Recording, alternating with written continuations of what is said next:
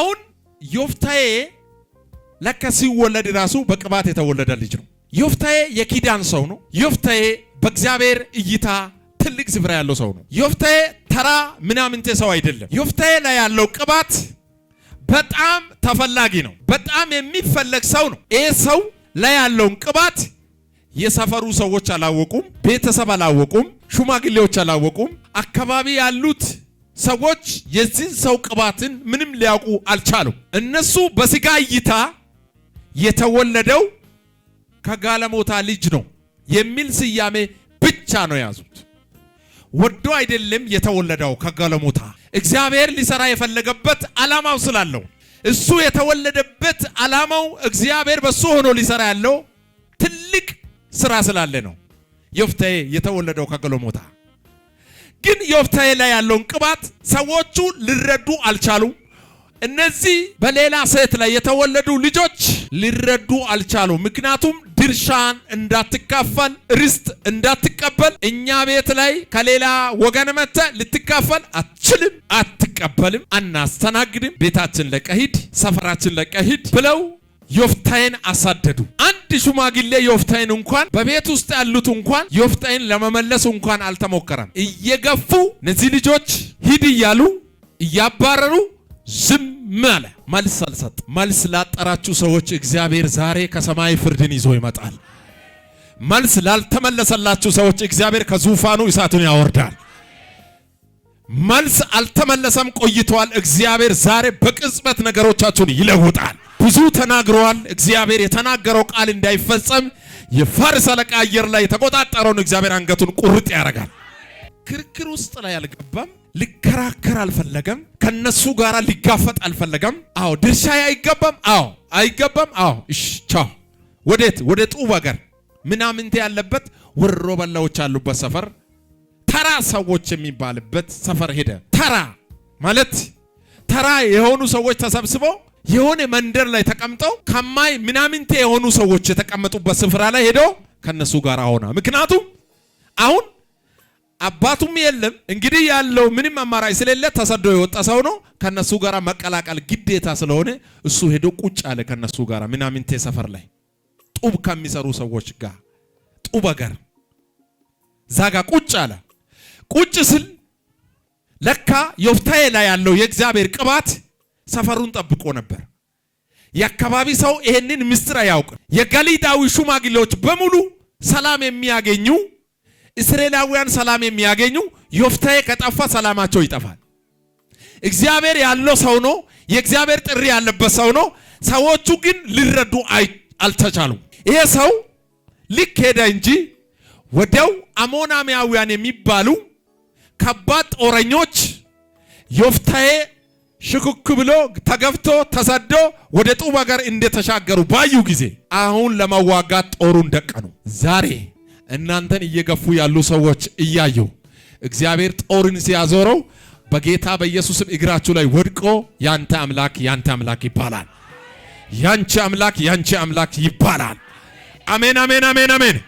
እንዲሁ በውርደት የተገፋችሁ ሰዎች፣ ባልተሰየመ ስም የተሰጣያችሁ ሰዎች ስማችሁ ተሰጥቷል። እንዲህ ነው፣ እሱ እንዲህ ነው፣ እሱ ከዛ ወገን ነው፣ እሱ ከዛ ቤተሰብ ነው፣ እሱ ከዛ መንደር ነው፣ እሱን እናውቃለን፣ ምን እንደምስራ እናውቃለን፣ ከየት እንደመጣ እናውቃለን ብሎ ዮፍታሔን ያስቀመጡ ሰዎች ግራ እስከጋቡ ድረስ ዮፍታሔን ልክ ከአካባቢ ካስወጡ በኋላ ሰላማቸው በየአቅጣጫ አራቱም አቅጣጫ ደቀኑ።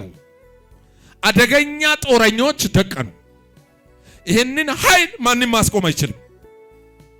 ምድራዊ ጦር ማስቆም የማይችል ጦር በማን ላይ? በገሊዳዊ ሽማግሌዎችንና እስራኤላውያን ላይ ተደቀነ። ስለዚህ አሁን ሽማግሌዎቹ ሲያዩ እንደ ሽማግሌ አይምሮ ትልቅ የሆነ ማሰብ ውስጥ ገቡ። ይሄ ነገር ዮፍታሔ እስከነበረው ድረስ አይተናናቅም፣ ሆኖ አናቅም። ዮፍታሔ እስካለው ድረስ ሰፈራችን ሰላም ነበር፣ ቤታችን ሰላም ነበር፣ ከተማችን ሰላም ነበር፣ መንደራችን ሰላም ነበር። ሰላሙ የተወሰደው ዮፍታሔ እንደወጣ ነው። ዮፍታሔ እንደተሰደደ ነው። ዮፍታሔን እንዳባረሩት ነው። ዮፍታሔን እንደገፉት ነው። ይሄ ሁሉ ጦር የተደቀነብን ይህንን ጦር ለማስቆም ፍለጋ ዮፍታሔ ያለበት ዛሬ ለመፈለግ ጠላቶቻችሁ ኋላ እየተከተለ ያላችሁበት ቦታ ይደርሳል። አሜን። በኢየሱስም ይደርሳል። አበረ በኢየሱስም ይደርሳል። አሜን በላ። ኢየሱስ ማን ነው? እነዛ ሰዎች የገቡ ጦሩ ወደ እነሱ ሲመጣ ነው። እስከዛ ድረስ አላወቁበትም። ተራ ሰው ነው እያሉ ምናምንቴ ሰው ነው እያሉ ከጋለሞታ የተወለደ ነው የመጣበትንም ሀገር እናውቃለን አሉ ሰዎች። ዮፍታሔ ያለበት በእግር ጉዞ የሰፈርና የአገር ሽማግሌዎች ተሰብስበው ባለበት ድረስ ደረሱ። ዮፍታሔ አለው ለምን ትመጣላችሁ? አሳደዳችሁኝ እኮ ገፋችሁኝ እኮ ይሄን ያክል ዓመት እኮ ጣላችሁኝ እኮ አሁን ስለምን ትመጣላችሁ? አሁን እኮ ስትቸገሩ ነው የምትመጡ፣ ነገራችሁ ሲጠብ ነው የምትመጡ፣ መግቢያ ስታጡ ነው የመጣችሁ ስለው አይ ዮፍታሔ እኛ ይህንን ምስጢር አላወቅንም። አሁን አንድ ምስክር እናደርጋለን። ምን?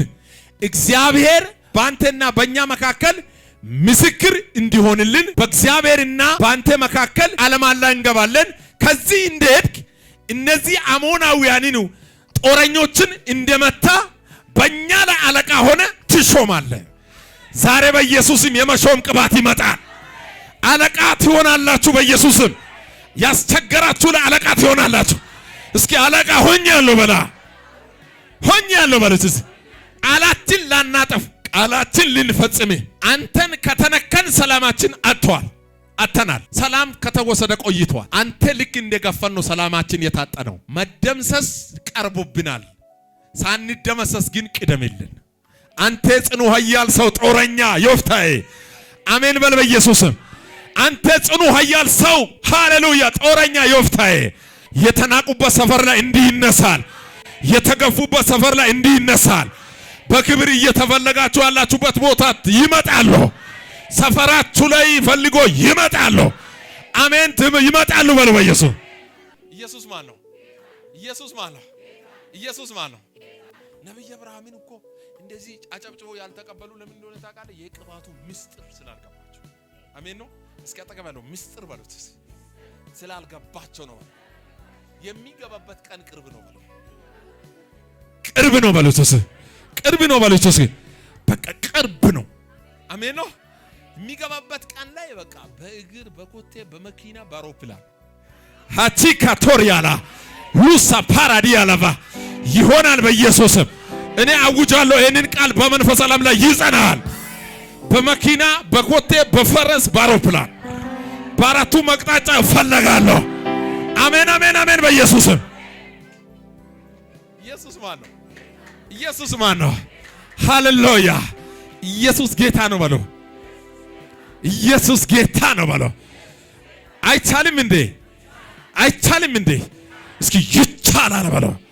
ለሚያምን ሁሉ ይቻላል በለው። ይቻላል በለው። ይቻላል በለው። አንድ ሰው ብድግ ብሎ እኔ እፈለጋለሁ ይባላል።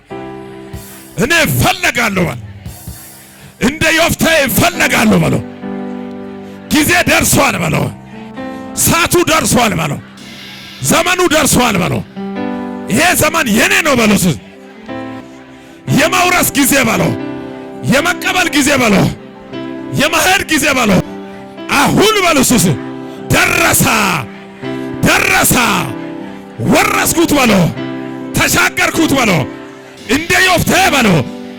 በክብር እፈለጋለሁ እፈለጋለሁ እፈለጋለሁ በለው። በኢየሱስም ትፈለጋላችሁ። አንዳንድ ዮፍታሔዎች አሉ ዛሬ ጽኑ ኃያል ሰዎች አሉ። እንደ ዮፍታሔ ለመውጋት እግዚአብሔር ዛሬ በኢየሱስም ሰይፍን ይሰጣል፣ ጦርን ይሰጣል፣ ቅባትን ይሰጣል፣ ኃይልን ይሰጣል፣ መንፈስን ይሰጣል፣ ቅባትን ያፈሳል። እንደ ዮፍታሔ እየተንቀሳቀሱ ጠላትን ይወጋሉ። እየተንቀሳቀሱ ስራ ይሰራል። ባላችሁበት መንደር ላይ እንደ ተራ ሰው አትቀመጠው። ከዚህ በኋላ ተፈላጊ ናችሁ። ከዚህ በኋላ ገብታችሁ ትወርሳላችሁ። ከዚህ በኋላ አንተ የበላይ ትሆናለህ። ከዚህ በኋላ የበላይ ትሆናለህ። ከዚህ በኋላ የበላይ ትሆናለሽ። ከዚህ በኋላ የፊተኛ ትሆናለሽ። ጠላቶችሽ የኋለኛ ይሆናሉ። አንቺ ራስ ትሆናለሽ። ጅራት አትሆኛም። ቃል አለ በኢየሱስም። ይሄ ቃል ውስጣችሁ ሰርስሮ ይገባል። የመውረስ ጊዜ ደርሶላችኋል። የመሄድ ጊዜ ደርሶላችኋል። የመውረስ ጊዜ ደርሶላችኋል። እያዩ ትሾማላችሁ። እያዩ አለቃ ትሆናላችሁ። እያዩ ገብታችሁ ትወርሳላችሁ።